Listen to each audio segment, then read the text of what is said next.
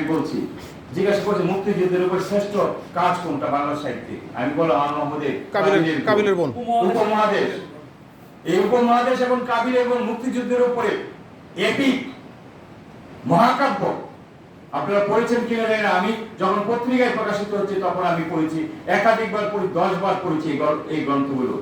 10 বার পড়ে আমি বলছি কি যে এই এই এই যে গ্রন্থগুলো মুক্তিযুদ্ধকেও বুঝতে চাইলে মুক্তিযোদ্ধারা বাংলাদেশে বসে পরিকল্পনা করেছেন এই দেশ যেন ভারতের কলোনি না হয়ে যায়, এই দেশ যেন ভারতের কলোনি না হয়ে যায়।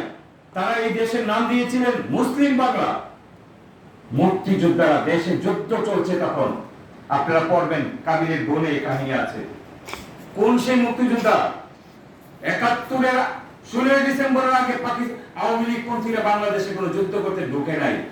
তারা ঢুকছে পরে, ঢুকে যুদ্ধকে কিডন্যাপ করার জন্য, বিজয়কে কিডন্যাপ করার চেষ্টা করেছে। এবং তার কাহিনী আপনি পাবেন দুইটি উপন্যাসে, কাবিলের বোন এবং উপমহাদেশ। এছাড়া আরো উপন্যাসের মধ্যে তার মুক্তিযুদ্ধের কাহিনী আছে। আমি যে কথাটা বলছি যে, এবং সেই কাহিনী কোথেকে নিয়েছে তিনি, সেই বাকি বাংলার জনপদ থেকে কাহিনীটা নিয়েছে।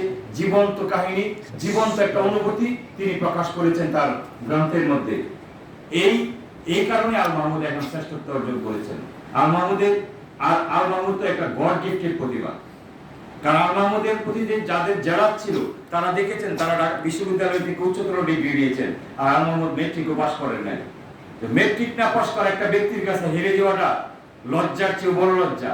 যে কারণে তারা মনে করতেন যে আল মাহমুদ তো মানে আমাদেরকে ডিঙিয়ে যাচ্ছে, হুমায়ুন আজাদকে ডিঙিয়ে যাচ্ছে, শামসুর রহমানকে ডিঙিয়ে যাচ্ছে, সৈয়দ শামসুল হককে ডিঙিয়ে যাচ্ছে। কিন্তু গড গিফটেড প্রতিভার কাছে সবাই হার মানতে বাধ্য।